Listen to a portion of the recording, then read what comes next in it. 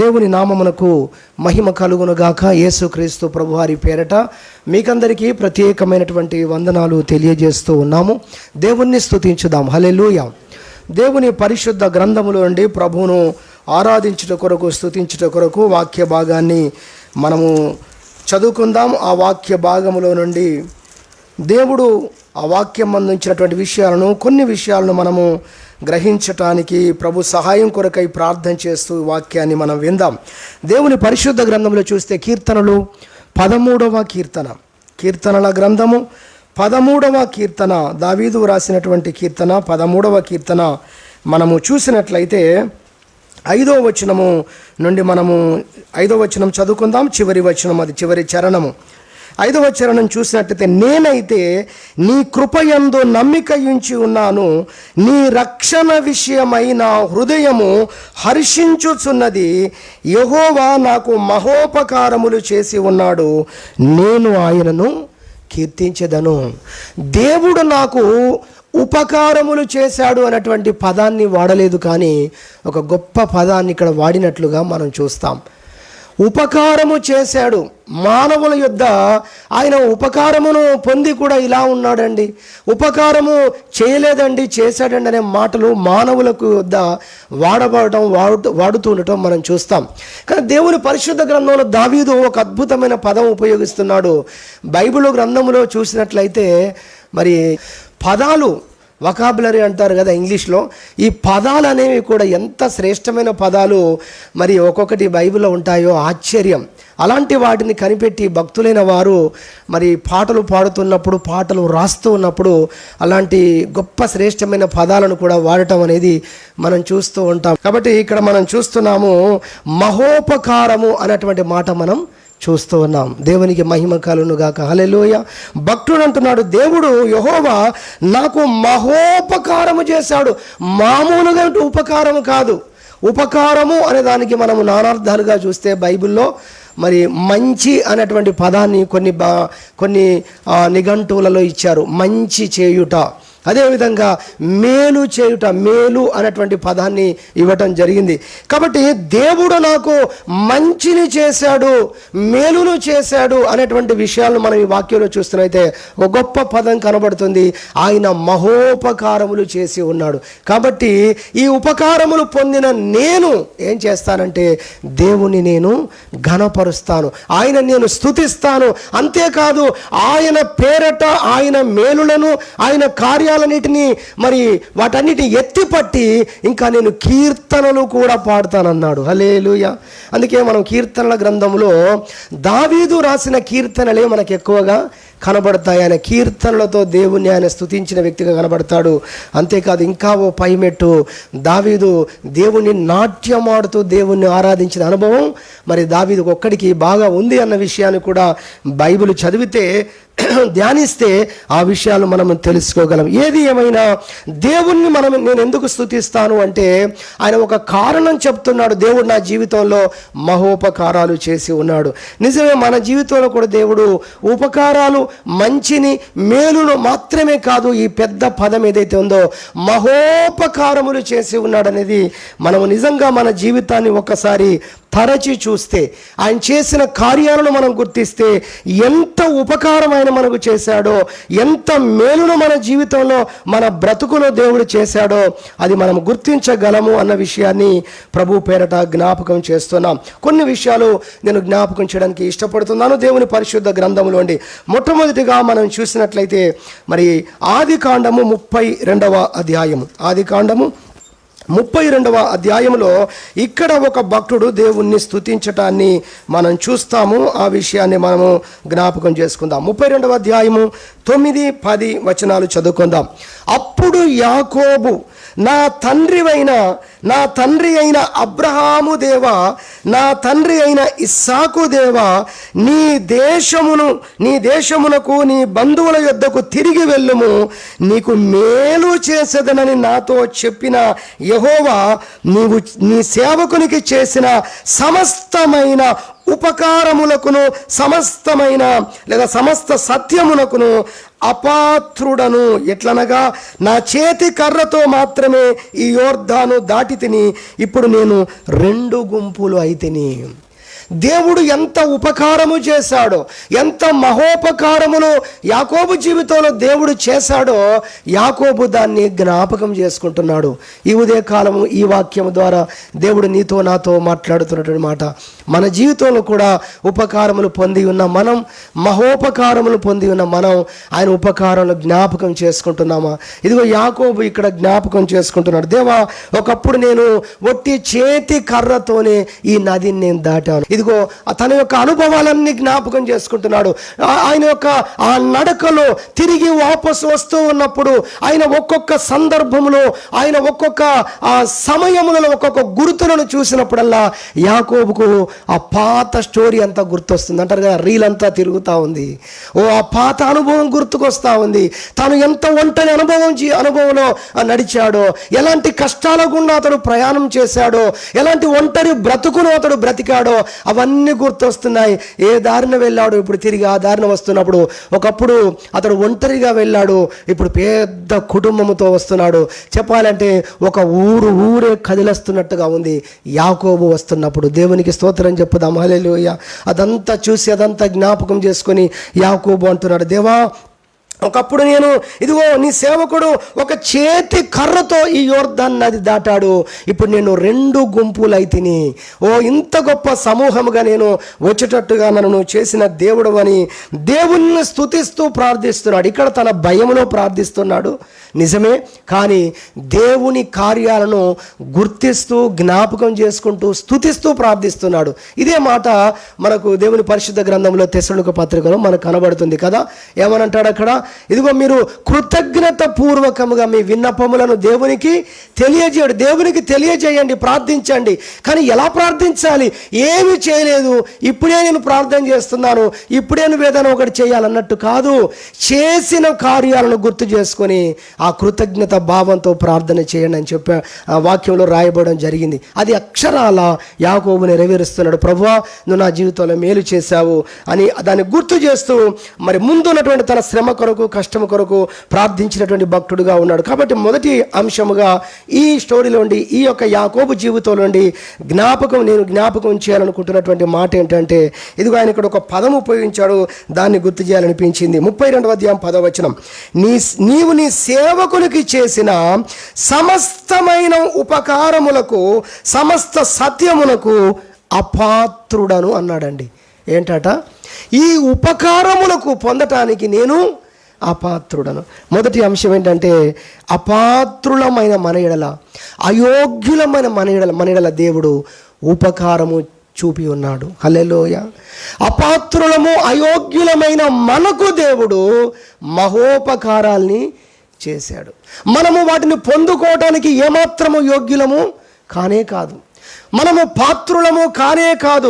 కాబట్టి అపాత్రులమైన మనకు, అయోగ్యులమైనటువంటి మన ఎడల దేవుడు చూపినటువంటి ఆ ఉపకారమును మనం జ్ఞాపకం చేసుకొని ప్రభువును స్తుతించాలి. చాలాసార్లు మనం ఏ విధంగా ఉంటామంటే, మరి నన్ను దేవుడు ఇలా దీవించాల్సిందే, దేవుడు నన్ను ఈ విధంగా ఆశీర్వదించవలసిందే, మరి నేను ఎంత ప్రార్థన చేస్తున్నాను, ఎంత భక్తి చేస్తున్నాను, ఇదంతా దేవుడు రక్షించాక మనకు వచ్చింది. బైబిల్లో చెప్తాడు, రంపము తనను పట్టుకొని పని చేస్తూ కోయువాన్ని చూసి ఎప్పుడైనా అతిశయపడిందా అని రాయబడింది యెషయా గ్రంథంలో. గొడ్డలి తనని పట్టుకొని నరుకుతున్న వాణిని చూసా వాణిని ఎంత నరుకుతున్నానో అని ఎప్పుడైనా అతిశయపడిందా అని బైబిల్లో రాయబడి ఉంది. కాబట్టి ఈరోజు మనం ఏదైనా మంచిని మనం కలిగి ఉన్నాం, ఏదైనా మన ద్వారా సాధ్యమవుతుంది, చేయగలుగుతున్నామంటే ఆయన మనల్ని రక్షించుకొని ఆ విధంగా మనల్ని తయారు చేసినందునే కదా. కాబట్టి ఆ విధంగా చూస్తే నిజంగా మనలో ఏముంది? ప్రభు రక్షించక ముందు మనలో ఏముంది? ఏదో ఒకటి ఉంది. ఏముంది? ఆయనను గాయపరిచింది ఉంది, ఆయన దుఃఖపెట్టింది ఉంది, ఆయన హృదయాన్ని ఎన్నోసార్లు నొప్పించింది ఉంది, చెప్పాలంటే ఆయనకు విరోధంగా నిలబడింది ఉంది. నాకు ఈ అద్భుతమైన గ్రహింపు దేవుడు లూకాసు వార్తలో 16వ అధ్యాయంలో తప్పిపోయిన కుమారుని సందర్భంలో దేవుడు నేర్పాడు. తండ్రి, నేను నీకు విరోధంగా పాపం చేశాను, నేను పరలోకముకు విరోధంగా పాపం చేశాను అన్నాడు. పాపము చేసే ప్రతి వ్యక్తికి మాత్రమే కాదు కానీ నీతి అయిన దేవునికి, నీతి అయిన పరలోక రాజ్యానికి విరోధంగా నిలబడుతున్నాడని బైబిల్ చెప్పింది. ఆ ప్రకారంగా చూస్తే మనం అందరము దేవునికి విరోధంగా నిలబడ్డవారం. పాపము చేయువాడు దేవునికి శత్రువుగా ఉన్నాడు, దేవునికి ప్రతికూలంగా ఉన్నాడు. చెప్పాలంటే అపవాది గుంపులో ఉన్నవాడు, సాతానుతో జతకట్టినటువంటి వాడు. ఇది కదా మనందరం కలిగి ఉన్న జీవితం. అందుకే ఆ భక్తుడు పాట రాశాడు కదా, ఏముంది నాలో నీ పరిశుద్ధత లేదే, అయినా నన్ను ప్రేమించావే. హల్లెలూయా. నిజంగా ఏముంది?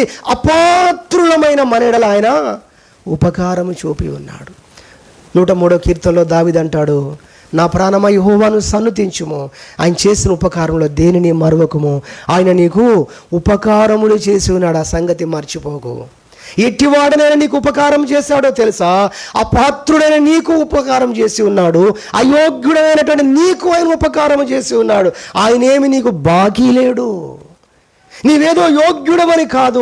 అందుకే దేవుని పరిశుద్ధ గ్రంథములో చూస్తే రోమాపత్రిక చూడండి, చాలా అద్భుతంగా దేవుడు రాయించాడు, పరిశుద్ధాత్మ దేవుడు. చూడండి రోమాపత్రిక 5వ అధ్యాయంలో చూస్తే, 5వ అధ్యాయంలో చూసినట్టే 8వ వచనం, అయితే దేవుడు మన ఎడల తన ప్రేమను వెల్లడిపరుచుచున్నాడు, ఎట్లనగా మనమింకనూ పాపులమై ఉండగానే క్రీస్తు మన కొరకు చనిపోయాడు. ఎప్పుడు చనిపోయాడు యేసు క్రీస్తు? చాలాసార్లు ఈ సూత్రాలను, ఈ ఫండమెంటల్ విషయాలను, ఈ పునాది సంబంధమైన విషయాలను మర్చిపోయే వారంగా ఉన్నందు కారణానే కదా మనం కొన్నిసార్లు గర్వించే వారంగా ఉన్నాం. ప్రభువును జ్ఞాపకం చేసుకోకపోవటమే మనము గర్వముతో ఉన్నామని బైబిల్ చెప్తుంది. ప్రభు ఇది నీ కృప అని మనం అననప్పుడల్లా మనం ఏం చేస్తున్నామో తెలుసా? మనల్ని మనము తెలియకుండానే హెచ్చించుకుంటున్నాము. ఏ రోజు నిలబడి దేవుని వాక్యమును బోధించినప్పుడు ఇది దైవ స్వరమే కానీ మానవ స్వరము కాదు అని అందరూ ఎలిగెత్తి కేకలు వేశారు. చాలా మర్మాలు ఉన్నాయి అక్కడ. ఆయన నిలబడి ఏ రోజు రాజు నిలబడితే దేవుడు మాట్లాడడం ఏంటి? యేసు ప్రభు కాలంలో ప్రధాన యాజకుడు ఒక వ్యక్తి ప్రధాన యాజకుడుగా ఉన్నాడు. ఆయన ఆ పోస్ట్లో ఉన్నాడు కాబట్టి ఆయన ద్వారా కూడా ప్రవచనం వచ్చిందని బైబిల్లో ఉంది. మన ప్రజలందరి కోసం ఒకరు చనిపోవలసి ఉన్నది అని పలికాడంట. ఆ బైబిల్లో రాయబడుతుంది కదా. ఆయన ఎందుకు అలా పలికాడో తెలుసా? ఆ సంవత్సరము అతడు ప్రధాన యాజకుడు. హేరోదులో నుంచి దేవుడు మాట్లాడా. అతడు దేవుని మాటలను చెప్పడం కొరకు నిలవబడి ఉండగా, దేవుడు ఆ స్థానమందు నిలబడి ఉండగా అతన్ని వాడుకున్నాడని బైబిల్ చదివితే మనకు అర్థమవుతుంది. హల్లెలూయా. అంత గొప్ప కార్యం జరిగింది. అపాత్రుడు, అయోగ్యుడు, అనేవి శాస్త్రి కాదు, పరిసేయుడు కాదు, యాజకుడు కాదు, ప్రధాన యాజకుడు అంతకన్నా కాదు, ఒక రాజు మాత్రమే. కానీ నిలబడ్డప్పుడు దేవుడు అతనికి మాటలు అందించి అతని ద్వారా దైవ మాటలను ప్రత్యక్షపరిస్తే, ప్రభువా అపాత్రుణ్ణి నాయన, అయోగ్యుణ్ణి ప్రభువా, నీ మాట నా నోట ఉంచావా, నీ వాక్కులు నాలో నుండి వస్తూ ఉంటే ప్రజలు విడుదల పొందుతున్నారయ్యా, ప్రజలు సంతోషిస్తున్నారయ్యా, ప్రజలు వారి జీవితాలు ఆత్మీయముగా వారు అభివృద్ధి పొందుతున్నారయ్యా, ఇదిగో నేను చూస్తున్నానని దేవుణ్ణి స్తుతించవలసిన ఏ రోజు ఏం చేశాడట? కాముగా ఉన్నాడు. అంటే అర్థం ఏంటి? అవును, స్తుతించండి, పూజించండి, ఇంకా జేజేలు పలకండి నాకు. కానీ పౌలు బర్నబా ఏం చేశారో బైబిల్లో రాయబడి ఉంది. ఓ దేవతలు మన మధ్యలోకి దిగి వచ్చి ఉన్నారు. పుట్టుకుంటివాడు, వీళ్ళు ప్రార్థన చేసినప్పుడు, వీళ్ళు చేతులుంచినప్పుడు పుట్టుకుంటివాడు అక్కడికక్కడే స్వస్థపడి పరుగులు తీస్తూ ఉంటే ప్రజలందరూ ఎడ్లను పట్టుకొచ్చారట, పూదండలను పట్టుకొచ్చారట. దండలు వేయండి, ఎడ్లను కోసి వధించండి, దేవతలు మనుషుల రూపంలో మన మధ్యలోకి దిగి వచ్చి ఉన్నారన్నప్పుడు అంగీలను చించుకున్నారని బైబిల్లో రాస్తుంది. ఆ పూజ, ఆ పదాలు మాకు వర్తించడానికి మేము యోగ్యులము కాదు, మేము అపాత్రులము, మేము అయోగ్యులమైనటువంటి మనుషులము. ఏది మా ద్వారా మాలో మీరు చూస్తున్నారో, ఏది మా ద్వారా జరుగుతుందో అది కేవలము దేవుని ద్వారా. దేవుడు మమ్మల్ని వాడుకున్నాడంతే, చేసింది దేవుడు అని దేవుణ్ణి మహిమపరిచారు, దేవుణ్ణి ఘనపరిచారు. కాబట్టి సహోదరు మనం అర్థం చేసుకోవాలి, మనం స్తుతించనప్పుడల్లా దేవుని మహిమను దొంగలిస్తున్నాం. ఆరాధించనప్పుడల్లా ఇది నా బలమే అనుకుంటున్నాం. నీది కానప్పుడు నువ్వేం చేస్తావు? ఏం చేయాలి? దేవుణ్ణి స్తుతించాలి. మీరు చాలా గొప్పగా మాట్లాడారండి అన్నప్పుడు ఏం చేయాలి? అది మనకే ఉంచుకోవద్దు, అంతా దేవుని కృప. నేను ప్రయత్నం చేస్తున్నాను, అలా ఎక్కడ పొరపాటు కాకుండా అలా చేయాలని ప్రయత్నం చేస్తున్నాను. నేను ఏదో ఊతపదంగా అంటారు కదా, ఏదో అలా చేయాలని ఆచారంగా చేయడం కాదు, కానీ హృదయంలో అది ఉండాలి మనలో. అలా ఉండి ఒకవేళ ఎప్పుడైనా మర్చిపోయి ఆ సమయం సందర్భంగా వాడకపోయినా పర్లేదు, ఇప్పుడు కాకపోతే రేపు వాడతాం. కానీ హృదయంలో ఆ భావం ఉండాలి. ఏంటది? నేను అపాత్రుణ్ణి, నేను అయోగ్యుణ్ణి, దేవుడు ఈ విధంగా నన్ను నడిపించాడు, దేవుడు నన్ను ఈ విధంగా దీవించాడు, దేవుడు నాకు ఈ విధంగా ఉపకారములు మహోపకారములు ఆయన చేశాడు. ఆయన చేసిన దానికి, మీరు నాలో చూస్తున్న దానికి నేను ఏమాత్రము కూడా పాత్రుణ్ణి కానే కాదు. ఇది నిజమైన ఆరాధన. హల్లెలూయా. ఇదిగో మనము పాపులమై ఉండగానే క్రీస్తు మన కొరకు చనిపోయాడు. ఈరోజు మన భక్తిని ఆధారం చేసుకుంటూ ఉంటాం. ఈరోజు మనం కొన్నిసార్లు ఎలాంటి భక్తులకు వెళ్ళిపోతూ ఉంటారంటే, కొందరు ఎలాంటి భక్తులు అంటే, ఇప్పుడు నేను ప్రార్థన చేస్తేనే, ఏంటంటే నేను బైబిల్ చదివితేనే, నువ్వు బైబిల్ చదవనప్పుడు దేవుడు నిన్ను ప్రేమించాడు, అలా నువ్వు చదవకుండా ఉండవని కాదు. కానీ దేవుని ప్రేమను మనం తక్కువ చేయకూడదు. దేవుని మహిమ కలుగును గాక. హల్లెలూయా. నువ్వు తప్పిపోకుండా ఉండడం కొరకు ప్రార్థించాలి, దేవుని మీద ఆధారపడడం కొరకు ప్రార్థించాలి, దేవుని చిత్తం తెలుసుకోవడం కొరకు నువ్వు వాక్యం చదవాలి. కానీ దాన్ని బట్టే ప్రభు నిన్ను ప్రేమించాడంటే అది మాత్రం సరికాదు. నువ్వు పాపములో ఉండగానే ప్రభు నిన్ను ప్రేమించాడు. ఈ బేసిక్ పాయింట్స్, ఈ ఫండమెంటల్ విషయాలు మనలో ఉన్నప్పుడు ఎప్పుడు దేవుణ్ణి ఆరాధించే వారంగా ఉంటాం. హల్లెలూయా. ఎంత ఎత్తులోకి వెళ్ళినా, ఎంత గొప్పగా దేవుడు మనం దీవించినా, ఎంత గొప్ప స్థానంలోకి దేవుడు తీసుకొని వెళ్ళినా, ఇవి ఏవి కూడా నేను పొందటానికి అర్హుణ్ణి నేను కానే కాదు, నేను అపాత్రుణ్ణి. అంత గొప్ప స్థానములో ఉండి యాకోబు పలుకుతున్న మాట, దేవా వీటిని పొందడానికి, వీటిని అనుభవించడానికి నేను పాత్రుణ్ణి కానే కాదు, సమస్తమైన ఈ విషయాలన్నిటికీ నేను అపాత్రుడను. నువ్వు చేసిన ఉపకారములకని దేవుణ్ణి స్తుతించి ఘనపరిచినట్లుగా దేవుని యొక్క వాక్యములో మనం చూడగలుగుతున్నాము. రోమా 5:8 కూడా మనం అది చూడగలుగుతున్నాం. అదేవిధంగా 7వ వచనం కూడా చూస్తే, నీతిమంతుని కొరకు సహితము ఒకడు చనిపోవుట అరుదు, మంచివాని కొరకు ఎవడైనా ఒకవేళ చనిపోవ తెగింపవచ్చును. అయితే దేవుడు మన ఎడల ప్రేమను కనపరిచాడు. మంచివారి కోసం ఎవరైనా ప్రాణం పెడతారేమో, మంచివారి కోసం ఎవరైనా మంచివి ఆలోచిస్తారేమో, కానీ పాపినైన నా కోసం, చాలా పదాలు ఇక్కడ రాశాడు. 8వ వచనం 2వ లైన్లో పాపులమైన అనేటువంటి మాట మనకు కనబడుతుంది. అక్కడ 6వ వచనంలో చూస్తే 2వ లైన్లో బలహీనులము అనే మాట కనబడుతుంది. దాని క్రిందనే 6వ వచనం చివరిలో భక్తిహీనులం అనేటువంటి మాట, భక్తిహీనుల కొరకు అనే మాట కనబడుతుంది. అదేవిధంగా మీరు 9వ వచనము 3వ లైన్లో చూస్తే ఉగ్రత అనేటువంటి పదం కనబడుతుంది. అనగా ఉగ్రత పొందవలసినటువంటి స్థితిలో ఉన్న మన ఉపకారం చూపాడు. అదేవిధంగా దాని క్రింద మీరు చూస్తే శత్రువులమైన మన ఎడల ఆయన ఉపకారం చూపి ఉన్నాడు. దేవునికి మహిమ కలుగునగాక. హల్లెలూయా. అందుకే ఒక్క మాటలో అపాత్రులమైన మన ఎడల, అయోగ్యులమైన మన ఎడల దేవుడు చూపినటువంటి ఆ యొక్క ఉపకారాలను మనం మర్చిపోకుండా ఆయన స్తుతించి ఆయన ఆరాధించాలని దేవుని యొక్క వాక్యములో నుండి మనం నేర్చుకుంటున్నాం. ప్రభు అపాత్రుడైన నా ఎడల, నా జీవితంలో నువ్వు చేసిన ప్రతి మేలు కొరకై నీకు స్తోత్రం, ప్రతి ఉపకారము కొరకు నీకు స్తోత్రం అని ప్రభువును మనం స్తుతించాలి. ఆదికాండం 18వ అధ్యాయము 27వ వచనం మీరు చూడగలిగితే, అక్కడ అబ్రహాము దేవుణ్ణి స్తుతిస్తూ అంటాడు. ఏమంటాడంటే, ప్రభువా ధూళియు బూడిదనైన నేను నీ సన్నిధిలో ప్రార్థించడానికి తెగిస్తున్నాను అంటాడు. ఓ సందర్భంలో నిజంగా తగ్గింపు కలిగి, ప్రభువా నేను ధూళి వంటి వాడను, నేను బూడిద వంటి వాడను. హల్లెలూయా. కొన్నిసార్లు ఇలా ఆ పదాలు దొరకకపోతే వాళ్ళు వాడిన పదాలే మనం వాడతాం, భక్తులు వాడిన పదాలే మనం వాడతాం, భక్తులు రాసిన కీర్తనలోంచి పదాలు తీసుకొని మనము వాడతాం.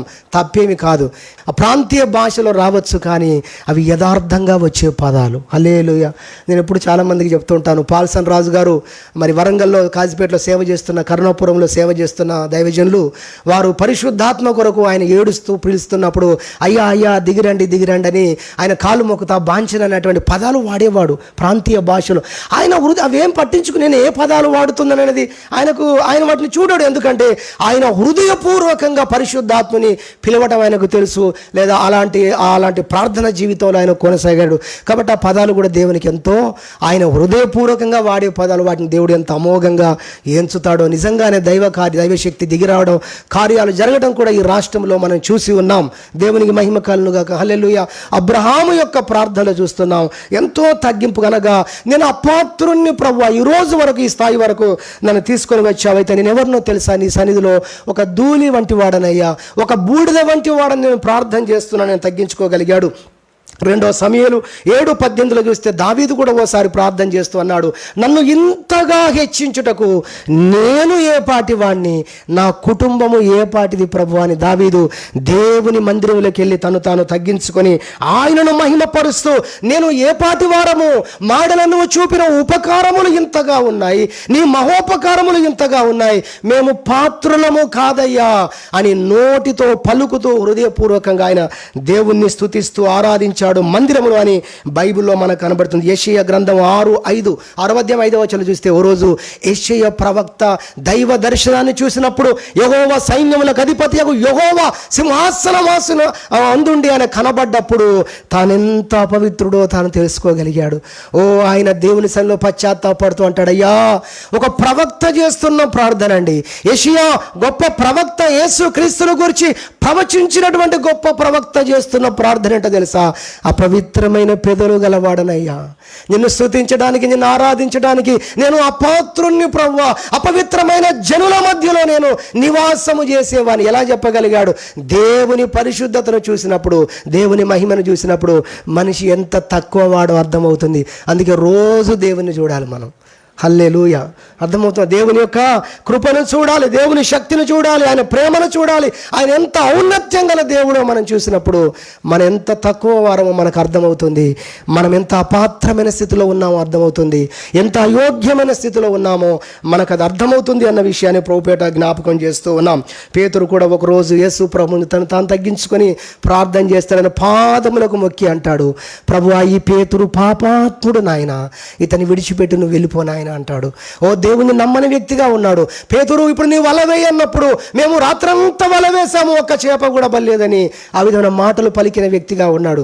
కానీ ఎప్పుడైతే సరే నీ మాట చొప్పున వేస్తానని లోబడి వేసినప్పుడు మనం చూస్తాం, వల వేసినప్పుడు అతని దోణి నిండిపోవడం మాత్రమే కాదు, ఆ వారి పాలివారిని కూడా పిలిచారట, వాళ్ళ దోణి కూడా నిండిపోయింది, రాశిగా పోచారట ఆ యొక్క చేపలతో. వాటన్నిటిని చూసినప్పుడు ఆ పేతురుకు తనెంత దేవుణ్ణి అనుమానించాడో, ఎంతగా దేవుని మాటకు వ్యతిరేకంగా మాట్లాడాడో అవన్నీ గుర్తుకొచ్చి ఆ అద్భుతము చూసి అంటున్నాడు, ప్రభువా ఈ అద్భుతం పొందటానికి కానీ నీతో నేను ఉండటానికి కానీ నేను అర్హుణ్ణి కాదయ్యా అని అంటూ ఓ మాట అన్నాడు. నేను పాపాత్ముణ్ణి ప్రభువా, నన్ను విడిచిపెట్టి పో ప్రభువా అన్నాడు. గమనించండి, నిజంగా ఎంతగానో తగ్గింపుతో కూడిన మాట మనకు కనబడుతుంది. లూకా 17:10 చెప్తుంది. అందుకే మీరన్ని పనులు చేశాక, మీరు చేయవలసినవన్నీ చేశాక, పర్ఫెక్ట్గా చేశాక, ఏంటంటే మనం పర్ఫెక్ట్గా చేయకుండానే చాలాసార్లు మనము గొప్పగా చేసాం, సగం చేసే గొప్పగా చేసాం అనుకుంటూ, చాలా నేను చేసినట్టు అసలు ఎవరైనా చేస్తారా అన్నట్టుగా అనుకుంటూ ఉంటాం. కానీ బైబిల్లో ఏం రాయబడిందో తెలుసా? ఇదిగో మీరు చేయవలసినవన్నీ చేసిన తరువాత మీరు చెప్పాల్సిన మాట ఏంటో తెలుసా? మేము నిష్ప్రయోజకమైన దాసులము, మేము చేయవలసినవే చేసి ఉన్నాం, ఎక్కువేం చేయలేదు, మేము నిష్ప్రయోజకులము అని ఒప్పుకోవాలి. ఎప్పుడు అన్నీ చేశాక అసలు ఆ మనసు ఉంటుందా? అన్నీ చేశానని మనసు ఉంటుంది. ఏముంటుంది? నేను అన్నీ చేశాను, అసలు నాలాగా ఎవరైనా చేయగలరా? ఎక్కువగా మనకు వచ్చేది ఇదే. కానీ బైబిల్ మనకు నేర్పుతుంది, మీరు అన్నీ చేసిన తర్వాత కూడా గుర్తించాలి, ఇవన్నీ చేయడానికి మీకు ఆ మనసు లేదు, ఆ జ్ఞానము లేదు. ఆ జ్ఞానాన్ని, ఆ మనసును, ఆ శక్తిని, సామర్థ్యాన్ని మీకు ఇచ్చిన వాడు దేవుడు. ద్వితీయోపదేశకాండ 8వ అధ్యాయంలో రాయబడింది. 13 నుంచి కిందికి మనం చదివితే, మీరు భాగ్యము సంపాదించుకోవడానికి మీకు సామర్థ్యం ఇచ్చిన వాడు కూడా ఆయనే, మర్చిపోకండి అని అక్కడ రాసింది. దేవునికి స్తోత్రం చెప్పుదాం. మన ద్వారా ఏదైనా సాధ్యం కావచ్చు, మనం ఏదైనా పొందుకోవచ్చు, మనం ఏదైనా స్వతంత్రించుకోవచ్చు. ఆ రోజు మనం తెలుసుకోవాలి, ఈ భాగ్యాన్ని, వీటన్నిటిని చేయటానికి కానీ, స్వతంత్రించుకోవడానికి కానీ, సంపాదించుకోవడానికి కానీ ఆ నాలెడ్జ్ ఇచ్చిన వాడు కూడా దేవుడే. హల్లెలూయా. ఆ జ్ఞానాన్ని ఇచ్చిన వాడు దేవుడే, ఆ సామర్థ్యం ఇచ్చిన వాడు దేవుడేనని ఆయనే మహిమపరచాలి. ఎందుకంటే నాలాంటి వాడు ఇలాంటివన్నీ చేసేవాడు కానే కాదు. నిజంగా అలా దేవుణ్ణి మనం మహిమపరిచినప్పుడు ప్రజలలో కూడా చాలా వరకు నేను అనుకుంటాను 100కు 90% అసూయ పరులు లేకుండా చచ్చిపోతారు, అసూయలో చచ్చిపోతారు. స్తోత్రం చెప్తాం. హల్లెలూయా. కొన్నిసార్లు మనల్ని మనం హెచ్చించుకుంటున్నామేమో, ఇతరుల ముందు వారిని తక్కువ చేసి మాట్లాడుతున్నందుకే వారిలో ఆ తక్కువ పర్సెంట్లో ఉన్నటువంటి అసూయ మరలా పెరిగిపోతుందేమో, ఇతరులు మత్సరపడినంతగా ఒకవేళ మనం ప్రవర్తిస్తున్నామేమో. మరి ముఖ్యంగా దేవుని దృష్టికి అది ఎంత మాత్రం సరి అయింది కాదు. ఎందుకంటే ఏ యోగ్యత లేని మనకు ఆ యోగ్యత ఇచ్చిన వాడు ఆయన, ఆ మహిమ ఆయనకు చెందాలి.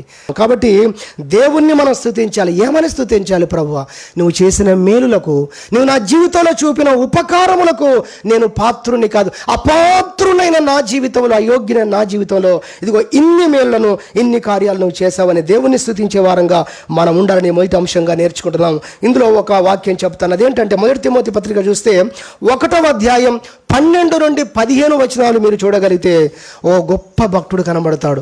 బైబిల్ అంతట్లో కూడా క్రైస్తవ ప్రపంచంలో ఈరోజు గొప్పగా చెప్పుకునేటువంటి భక్తుడు, సంఘాలన్నింటిలో కూడా అనేక సంఘములను స్థాపించి అనేక సంఘాలను బలపరిచినటువంటి ఒక గొప్ప సేవకుడు, దైవజనుడు మనకు కనబడతాడు. ఆయనే అపోస్తలుడైన పౌలు.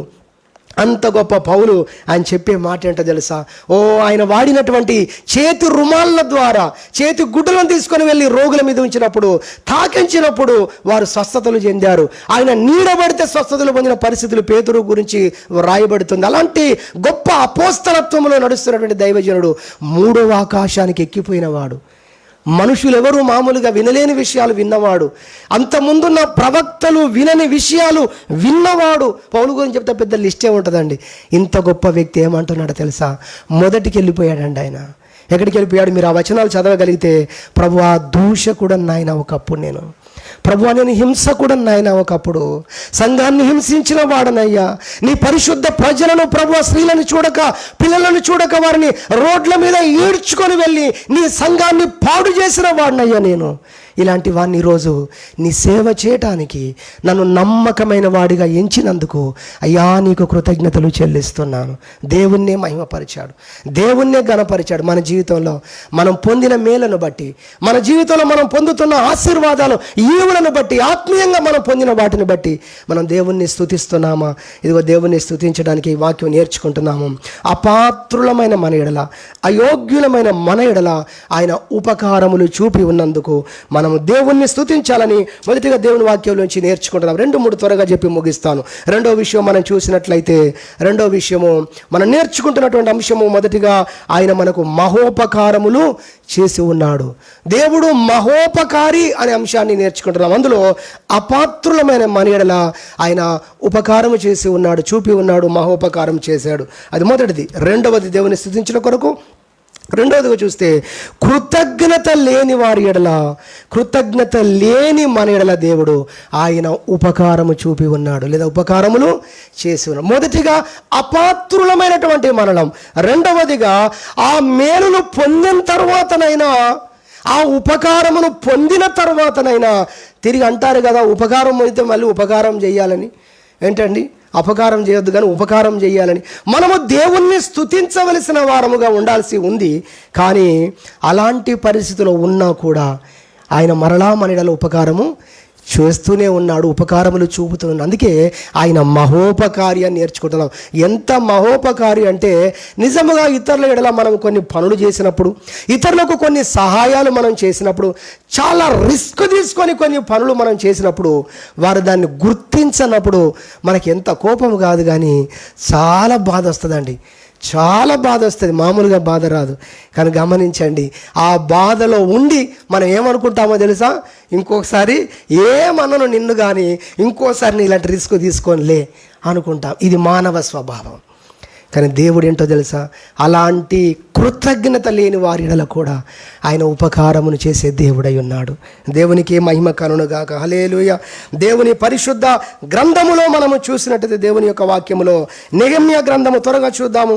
ఎజ్రా, నెహెమ్యా. ఎజ్రా తర్వాత మనకు వచ్చేటువంటి గ్రంథం చూస్తాము. నెహెమ్యా గ్రంథము 9వ అధ్యాయము 26వ వచనమును మనము చూసినట్టయితే, 9వ అధ్యాయము 26వ వచనాన్ని మనము జ్ఞాపకం చేసుకున్నట్లయితే దేవుని పరిశుద్ధ గ్రంథంలో కొన్ని మాటలు మనకు కనబడతాయి. 27లో చూద్దాము. 27లో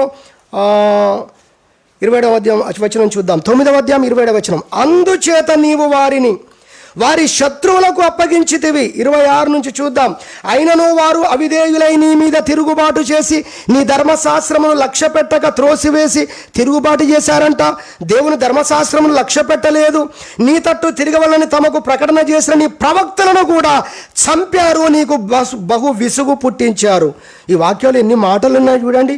అవిధేయులయ్యారు, తిరుగుబాటు చేశారు, ధర్మశాస్త్రం లక్ష్య పెట్టలేదు. తర్వాత దేవుడు వారు అప్పటికైనా తిరగాలని ప్రకటన చేస్తే ప్రవక్తల ద్వారా ప్రవక్తలను కూడా చంపివేసినటువంటి వ్యక్తులుగా ఉన్నారండి వీళ్ళు. చూడండి, తర్వాత దేవునికి బహు విసుగు పుట్టించారండి. అయితే అందుచేత నీవు వారి శత్రువుల చేతికి అప్పగించితివి. ఆ శత్రువులు వారిని బాధింపగా శ్రమకాలమందు వారు నీకు మొరపెట్టినప్పుడు ఆకాశమందు నీవు ఆలకించి వారి శత్రువుల చేతుల నుండి వారిని తప్పించుటకై నీ కృపా సంపత్తిని బట్టి. ఈ పదాలు మనకు దొరకవు, బైబిల్లోనే దొరుకుతాయి. నీ కృపా సంపత్తిని బట్టి వారికి రక్షకులను దయచేసితివి అని దేవుని యొక్క వాక్యం రాయబడింది. దేవునికి స్తోత్రం చెప్పుదాం. హల్లెలూయా. 28లో కూడా చివరిలో చూస్తే నీవు ఆలకించి నీ కృప చొప్పున అనేక మారులు వారిని విడిపించితివి అనేటువంటి మాట కూడా దేవుని యొక్క పరిశుద్ధ గ్రంథంలో మనకు కనబడుతుంది. ఆ విధంగా 29లో కూడా మనం 30వ వచనంలో మనం చూస్తే కూడా నీవు అనేక సంవత్సరములు వారిని ఓర్చి నీ ప్రవక్తల ద్వారా నీ ఆత్మచేత వారి మీద సాక్ష్యములు పలికితివి, కానీ వారు వినకపోయిరి. కాగా నీవు ఆయా దేశములనున్న జనుల చేతికి వారిని అప్పగించితివి. అయితే నీవు మహోపకారివై ఉండి వారిని బొత్తిగా నాశనము చేయకయు తర్వాత విడిచిపెట్టకయు ఉన్నావు. ఎందుకు? నీవు మహోపకారివి కాబట్టి. ఇన్నిసార్లు పలుమార్లు నిన్ను విసిగించిన, పలుమార్లు నిన్ను బాధ పెట్టిన, నీ వాక్యాన్ని నిర్లక్ష్య పెట్టి నీ ప్రవక్తలను చంపివేసి నీకు బహుగా విసుగును పుట్టించిన వారుగా నీ ప్రజలమైన మేము ఇశ్రాయేలు అందరం కూడా ఉండగా నీవు మమ్మల్ని బొత్తిగా విడిచిపెట్టలేదు. మేము నశించిపోయేటట్టుగా మమ్మల్ని శిక్షించక ఉన్న మహోపకారి అయిన దేవుడవయ్యా అని నెహెమ్యా కన్నీటితో దేవుణ్ణి స్తుతిస్తూ అవన్నీ జ్ఞాపకం చేసుకుంటూ ప్రార్థిస్తున్న ఒక శ్రేష్టమైనటువంటి ప్రార్థన దేవుని యొక్క వాక్యములో మనకు కనబడడం మనం చూస్తూ ఉన్నాం. అదేవిధంగా మనం గమనించినట్లయితే తప్పిపోయిన కుమారుడు, రెండవ ఉదాహరణ గుర్తు చేస్తున్నాను. తప్పిపోయిన కుమారుణ్ణి మీరు జ్ఞాపకం చేస్తే చాలామంది దైవజనులు ఎక్కువగా అందరం ఆ వ్యక్తికి పేరు లేదు, కానీ పెట్టిన పేరు ఏంటంటే అతడు తప్పిపోయిన కుమారుడు అనేటువంటి పేరు పెట్టడం జరిగింది. కానీ ఈ వాక్యాన్ని ధ్యానించినప్పుడు ఈరోజు మరొక పేరు దేవుడు ఇచ్చాడు. అదేంటో తెలుసా? కృతజ్ఞత లేని కుమారుడు. ఏం కుమారుడు చెప్పండి? కృతజ్ఞత లేని కుమారుడు. అతని యొక్క తండ్రి అతనికి చేసిన ఉపకారములను బట్టి ఎంతగా కుమారుణ్ణి చూసుకున్నాడో, ఎంత గొప్ప స్థితిలో ఉంచి అతని కొరకు ఆస్తిని సమకూర్చి పెట్టాడు. అతను అడిగిన రోజున కాదు అని చెప్పలేదు, ఎందుకు అనే ప్రశ్న కూడా వేయలేదు. చెప్పాలంటే ఎంతగానో ప్రేమించి పిల్లల కొరకు తల్లిదండ్రులు ఆస్తిని కూడబెడతారన్నట్టుగా అతడు ఎంతో ఆస్తిని కూడబెట్టాడు, తన పేరున జమ చేశాడు. అతడు అడిగిన రోజున అతని మొత్తం వాటా కూడా నమ్మకంగా అతని ముందు పెట్టాడు. గమనించాడు, ఇంతగా చేసిన నా తండ్రిని ఎలా విడిచిపోను, ఎలా నా తండ్రికి నేను ద్రోహం చేయను, ఎలా నా తండ్రిని నేను వేరైపోవాలి అసలనే ఆ కృతజ్ఞత భావం ఏమాత్రం అతనిలో కనబడదు. కానీ యోసేపులో కనబడుతుంది మనకు. యోసేపు ఉన్న చోట యజమాని ఉన్నాడు, పొతిఫెరా అనేటువంటి యజమాని ఉన్నాడు. ఆ పొతిఫెరా ఇంట్లో ఉన్నప్పుడు అతడు అనేక విధాలుగా అతన్ని ఆశీర్వదించి లేదా గొప్ప స్థానాలు ఇచ్చి అతని వస్త్రాలు కావచ్చు, అతని చెప్పులు కావచ్చు, అతనికి కావలసిన ఆహార పదార్థాలు కావచ్చు, సమస్తం అతనిలో ఎంతో దయ చూపినప్పుడు అతడు యజమానికే వ్యతిరేకంగా తప్పు చేసే ఒక సమయం, సందర్భం, గడియ వచ్చిన రోజున యోసేపు వాడిన మాట ఏంటో తెలుసా? నా యజమాని ఏది నాకు తక్కువ చేయలేదు. ఆమెతో అన్నాడు, నిన్ను తప్ప అసలు టోటల్గా ఈ మొత్తం ఈ బంగ్లా మొత్తం కూడా నా చేతుల్లో పెట్టాడు. అది నా యజమాని గొప్పతనం. ఆయన ఆయనలో చూపిన ప్రేమ, ఆయన నాయనలో చూపిన కనికరం, ఆయన ఎంత నన్ను ప్రేమిస్తున్నాడో తెలుసా. నువ్వు భార్యవు, అందుకే నిన్నొక్కదాన్ని విడిచిపెట్టి టోటల్ అందరినీ నాకు అప్పగించు, అందరి మీద నేను యాజమాన్యం చేయొచ్చు, నేను ఏది చెబితే అందరూ చేస్తారు. అంత గొప్పగా నన్ను ప్రేమిస్తున్న నా యజమానికి దృష్టికి అతనికి ఎలా విరోధంగా పాపం చేయను అన్నాడు. ఇలాంటి యజమానుడుగా నాకు దేవుడు ఒక యజమానునిచ్చి ఆ విధంగా ఐగుప్తు దేశంలో, నేను ఎరగని దేశంలో నన్ను గుర్తించేటట్టుగా దేవుడు చేసి ఈ గొప్ప స్థితిలోకి, ఆ గొప్ప యజమానునిచ్చి గొప్ప స్థానాన్ని ఇదంతా చేసిన ఆ దేవుని దృష్టికి నేను విరోధంగా ఎలా పాపము చెయ్యను అని యజమాని ఎడలను, దేవుని ఎడలను కృతజ్ఞతను కనపరిచిన వ్యక్తిగా యోసేపు కనబడతాడు బైబిల్లో. దేవునికి మహిమ కలుగునుగాక, హల్లెలూయా. కానీ ఇక్కడ ఒక కుమారుడు కనబడుతున్నాడు, అతడు కృతజ్ఞత లేని కుమారుడుగా ఉన్నాడు. అది తప్పిపోయిన కుమారుడిని మనం పిలుస్తున్నాం. అయితే తన జీవితం అలాంటి పరిస్థితుల్లో వెళ్ళిపోయాడు, అంతా ఖర్చు చేశాడు, సమస్తం కూడా వ్యర్థం చేసుకున్నాడు. ఇప్పుడు చినిగిపోయిన బట్టలతో, పెరిగిన గడ్డముతో, దుర్గంధమ పూరితమైన వాసనలతో కూడిన వ్యక్తిగా తిరిగి తండ్రి యొద్దకు వస్తూ ఉన్నాడు. ఇప్పుడు చెప్పండి, చేసిన ఉపకారములన్నింటినీ కూడా మర్చిపోయిన వాడై తండ్రిని విడిచిపెట్టి వెళ్ళిపోయి బాగుపడ్డాడంటే అంత నాశనం చేసుకొని వస్తూ ఉన్నప్పుడు, ఈ కృతజ్ఞత లేని కుమారుని ఎడల తండ్రి ఏం చేశాడో మనం చూస్తే మరలా ఉపకారం చూపడానికి ఇష్టపడ్డాడు. అది తండ్రి మనసు. దేవునికి మహిమ కలుగునుగాక. పొందిన మేలులకు తగ్గట్టుగా మనం బ్రతికామా ఇంతవరకు? ఎన్ని విషయాల్లో బ్రతికితే, ఎంతమంది బ్రతికితే. ఇశ్రాయేలు జీవితంలో ఎన్నో మేలు చేశాడు కదా. ఇనుము లాంటి, ఉక్కు లాంటి ఆ ఈజిప్ట్ దేశంలో నుండి వారిని విడిపిస్తే వారు ఏమన్నారు? ఈ అరణ్యంలో చంపుటక మమ్మల్ని దేవుడు తీసుకొని వచ్చింది అన్నారు.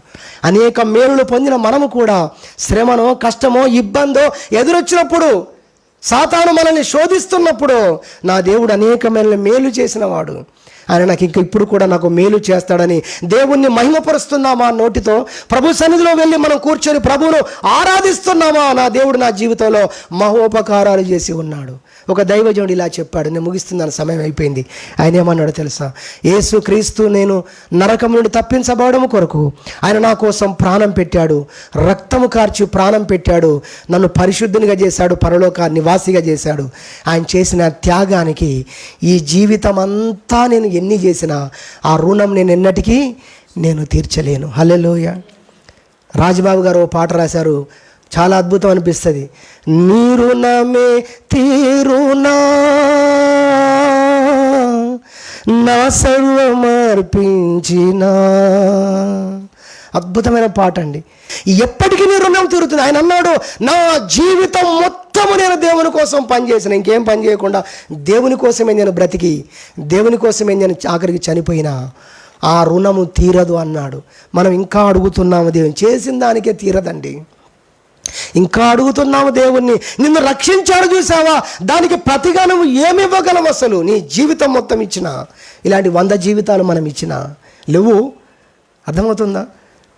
ఆలోచన చేస్తున్నాం ఆ విధంగా. భక్తుడు ఆలోచన చేసినట్టు వేలాది నదులంతా విస్తార తైలం దొరుకుతుంది అసలు ఈయనకు. ఆయన ఆశ చూడండి, కృతజ్ఞత చూడండి, భావం చూడండి. అలా మనం చేసినా కూడా తీరనంత గొప్ప కార్యాన్ని దేవుడు మన ఇళ్ళ చేసి ఉన్నాడు. కాబట్టి కృతజ్ఞత లేని కుమారుడుగా ఉన్నప్పటికీ కూడా తిరిగి ఆశ్రయించినప్పుడు, తిరిగి తన యొద్దకు వచ్చినప్పుడు ఆ తండ్రి ఏం చేశాడు? మరలా చేర్చుకున్నాడు. మరలా అతనికి, ఇదిగో నా కుమారునికి ప్రశస్త వస్త్రాలు కట్టించండి, మంచి స్నానం చేయించండి, ప్రశస్త వస్త్రాలు వేయండి, ఆ యొక్క ఉంగరం పెట్టండి, చక్కని చెప్పులను తొడిగించండి. అంతేకాదు నా కుమారుడు తిరిగి వచ్చాడు, చనిపోయి తిరిగి వచ్చాడు కనుక కృతజ్ఞత లేని తనము కూడా చనిపోయింది అని బైబిల్లో రాయబడింది. సరిపోయింది ఆ మాట. చనిపోయి తిరిగి లేచి వచ్చాడు. ఇప్పుడు ఒకప్పుడు లేదు కృతజ్ఞత. ఈరోజు తన తప్పు తెలుసుకున్నాడు, పశ్చాత్తాపడుతున్నాడు, తిరిగి వచ్చాడు నా దగ్గర కనుక ఇప్పుడు గొప్ప విందు చెయ్యాలని ఇతరులు మరి ఏంటి ఇది అని అంతగా ఆ కుమారుని కొరకు తండ్రి చేయగలిగాడు. కాబట్టి మన జీవితంలో కృతజ్ఞత లేని మన ఏళ్ళలో కూడా చేసిన మేలను బట్టి మనం ఎంతో కృతజ్ఞత కలిగిన వారంగా ఉండవలసింది పోయి శ్రమల్లో, బాధల్లో ఆయనను బాధ పెట్టిన వారంగా, పలుమార్లు గాయపరిచిన వారంగా ఉన్నప్పటికీ కూడా దేవుడు కష్టంలో, శ్రమలో మళ్ళీ ప్రభువాని ఆయన యుద్ధకి వెళ్ళినప్పుడు ఈ అపాత్రులమైన మనల్ని, ఈ కృతజ్ఞత లేని మన ఎడల దేవుడు మరలా ఉపకారములు చూపి ఉన్నాడు, చేసి ఉన్నాడు. అందును బట్టి మనం దేవుని స్తుతించాలి. రెండవదిగా వింటున్నాం. చివరిగా మూడవదిగా చూసినట్టయితే దేవుని వాక్యం చెప్తుంది, దుష్టులమైన మన ఎడల ఆయన ఉపకారి అయి ఉన్నాడు. హల్లెలూయా. దుష్టమైనటువంటి మనుషుల ఎడల కూడా ఆయన ఉపకారి అయి ఉన్నాడు. ఆ వాక్యం మనం చూడొచ్చు. లూకా సువార్తలో మనం చూడగలిగినట్టయితే 6వ అధ్యాయములో మనము ఆ వాక్యాన్ని మనం కనుగొంటాం. 35వ వచనం, మీరైతే ఎట్టి వారిని గూర్చేను నిరాశ చేసుకొనక మీ శత్రువులను ప్రేమించండి, మేలు చేయండి, అప్పు ఇయ్యండి, అప్పుడు మీ ఫలము గొప్పదై ఉండును, మీరు సర్వోన్నతుని కుమారులయ్యుందురు. దేవుని గురించి చెప్తున్నాడు. ఆయన కృతజ్ఞత లేని వారి ఎడలను, రెండో అంశానికి కూడా ఈ టైటిల్గా ఈ వాక్యాన్ని తీసుకోవచ్చు. కృతజ్ఞత లేని వారి ఎడలను, తర్వాత దుష్టుల ఎడలను ఉపకారి అయి ఉన్నాడు. ఏంటండి? మన ఉపకారాలు పొంది మనల్ని మర్చిపోయిన వారినే చాలాసార్లు వారిని ప్రేమించడానికి కష్టపడేటువంటి పరిస్థితి. కానీ దైవము గురించి చెప్తూ ఆయన మహోపకారి, అందుకే ఆ పదం ఆయనకే సరిపోతుంది. అయితే మనం కూడా అలాంటి వ్యక్తులుగా రావడానికి వాక్యం వింటున్నాం. ఆయన పిల్లలు అనగా ఎప్పుడు కూడా దేవుడు అంత గొప్పవాడు, దేవుడు ఇంత గొప్పవాడు అని దేవుని గురించి చెప్పుకొని కూర్చోవడానికి కాదు. ఎందుకు వింటున్నాం? దేవుడు అంతేనండి, మనం ఇంతేనండి, ఇంటికి వెళ్ళిపోదామండి, ఇది కాదు సబ్జెక్టు. దేవుని గూర్చి మనం వింటున్నది ఎందుకో తెలుసా? మనము కూడా అలాంటి వారంగా కావడానికి, అయినప్పుడే కదా దేవుని పిల్లలం అవుతాం. హల్లెలూయా. కనుక మనము కూడా, అందుకే ప్రభువు అన్నాడు, మిమ్మల్ని ప్రేమించిన వారినే మీరు ప్రేమిస్తే మీకేమి ఫలము కలుగును, మీకు వందనం చేసిన వాడికే మీరు వందనం చేస్తే మీరు ఎక్కువ చేస్తున్నదేమి. ఇప్పుడు ఆ ప్రకారంగా చూస్తే దుష్టుల ఎడలను ఉపకారిగా ఉండేవాడు పరలోకమందున తండ్రి అయితే, ఆయన పిల్లలంగా మనం కూడా దుష్టుల ఎడలను ఉపకారము చూపవలసిన వారంగా ఉన్నామని కూడా ఆ పాఠం ఇక్కడ నేర్చుకోవచ్చు. ఏది ఏమని ఇక్కడ మనం చూస్తున్నాం, దేవుడు దుష్టుల ఎడల కూడా ఆయన ఉపకారి అయి ఉన్నాడు.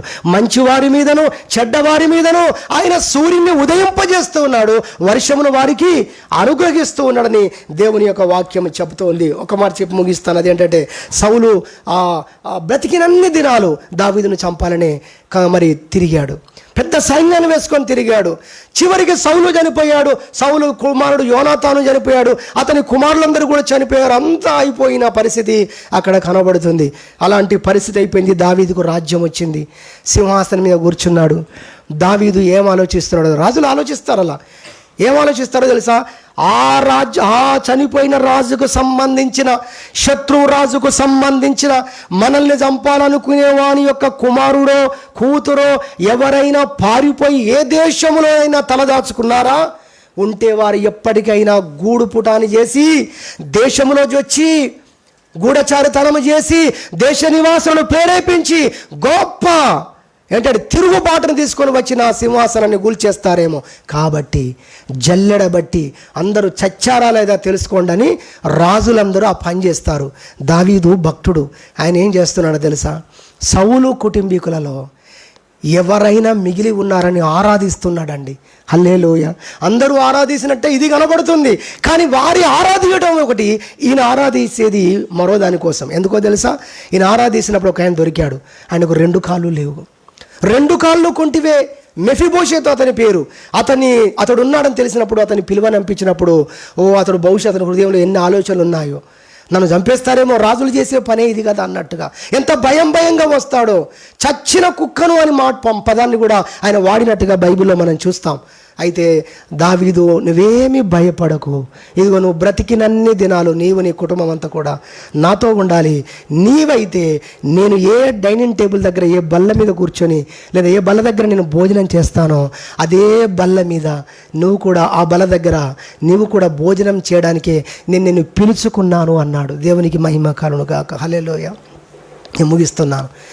ఎలా దావీదు అది చేయగలిగాడు? మనం కూడా ఎప్పుడు చేస్తాం? దేవుడు నేర్పించిన మాట ఇది. దావీదు ఎలా చేయగలిగాడో అక్కడ రాసింది బైబిల్లో మనం చూస్తే, ఎలా చేయగలిగాడంటే, దేవుడు నాకు మహోపకారం చేశాడు, తిరిగి నేను ప్రత్యుపకారం ఏ మనిషికైనా చేయటానికి సౌలు కుటుంబీకులలో ఎవరైనా ఉన్నారా అని అడిగాడండి. దేవుడు నాకు చేసిన మేలును బట్టి నేను మరో వ్యక్తికి సహాయం చెయ్యాలి అనే ఆలోచన దావీదు కలిగి ఉన్నాడు. సహోదరి సహోదరు, మనం ఆలోచించే దేవుడు మన యెడల ఎంత కృప చూపాడో మనం అర్థం చేసుకుంటే, ఇతరులను కూడా మనం కనికరించడానికి, ప్రేమించడానికి మనకు సామర్థ్యం వస్తుంది. దేవునికి మహిమ. హల్లెలూయా. కాబట్టి మూడవదిగా, దుష్టులైనటువంటి వారి ఎడల కూడా దేవుడు ఉపకారి అయి ఉన్నాడు. ఇదిగో స్టెఫెన్ను చంపుతూ ఉన్నప్పుడు, చంపేస్తున్నారు దుష్టులైన మూర్ఖులైన మనుషులు, స్టెఫెన్ ఏం చేస్తున్నాడండి? అక్కడ ఉండి చెప్పాలంటే స్టెఫెన్లో దేవుని ఆత్మ ఉంది. ఏం చేస్తున్నాడు దేవుని ఆత్మ? ఈ పాపము వారి మీద మోపకు ఉపకారం చేస్తున్నారండి, ప్రార్థన చేస్తున్నారండి మూర్ఖులైన వ్యక్తుల కొరకు. యేసు ప్రభు శిలువ మీద ఉండి కూడా, ప్రభు తండ్రి ఈ వీరేమి చేయుచున్నారో వీరు ఎరుగరు గనుక వీరిని క్షమించుమని పలికెను. కాబట్టి దేవుడు ఆ విధముగా మరి మనము కూడా మన జీవితంలో మూర్ఖముగాను ప్రవర్తించిన దినములలో దేవుని క్రియలను, దేవుని కార్యాలను మర్చిపోయిన వారంగా, కృతజ్ఞత లేని వారంగా, మూర్ఖులైన మనుషులంగా మనం ప్రవర్తించిన దినాల్లో కూడా దేవుడు మన ఎడల ఆయన చూపిన ఉపకారాన్ని మనం జ్ఞాపకం చేసుకొని ప్రభువును స్తుతించాలని, ప్రభువును ఆరాధించాలని దేవుని యొక్క వాక్యం వింటున్నాం. 3 విషయాలు విన్నాం. అపాత్రులమైన మన ఎడల, అయోగ్యులమైన మన ఎడల ఆయన చూపిన ఉపకారాన్ని బట్టి దేవుని స్తుతించాలని. రెండవది, కృతజ్ఞత కలిగి ఉండవలసిన మనము కృతజ్ఞత కలిగి ఉండకపోయినా ఆపద వచ్చినప్పుడు నువ్వు కృతజ్ఞత లేనివాడు కదా అని విడిచిపెట్టక మరలా మన ఎడల దయ చూపి మనకు ఆయన ఉపకారములు చేసిన విధానాన్ని జ్ఞాపకం చేసుకొని ఆయన స్తుతించాలని విన్నాం. మూడవదిగా, మనము మూర్ఖముగా ప్రవర్తించి, ఆయనకు వ్యతిరేకముగా ప్రవర్తించి, దుష్టులను పోలి మనము కూడా దేవుని ముందు మూర్ఖముగా ప్రవర్తించిన వ్యక్తులంగా ఉన్న సందర్భాల్లో కూడా ఆయన మన ఎడల చూపిన ఉపకారాన్ని మనము జ్ఞాపకము చేసుకొని, మనం పాపములో ఉన్నప్పుడే ఆయన మనల్ని ప్రేమించిన దాన్ని జ్ఞాపకం చేసుకొని, శత్రువులంగా సౌలు ఏ విధంగా శత్రువుగా ఉన్నాడో ఒకప్పుడు, అలా మనము కూడా మన జీవితాల్లో దేవునికి శత్రువులుగా ఉన్న ఆ పరిస్థితుల్లో కూడా ఆయన మనల్ని ప్రేమించి మనల్ని రక్షించిన విధానాన్ని జ్ఞాపకం చేసుకొని దేవుని స్తుతించాలని దేవుని వాక్యం వింటున్నాం. దేవుడు ఈ వాక్యము దీవించును గాక. ప్రార్థన చేసుకుందాం.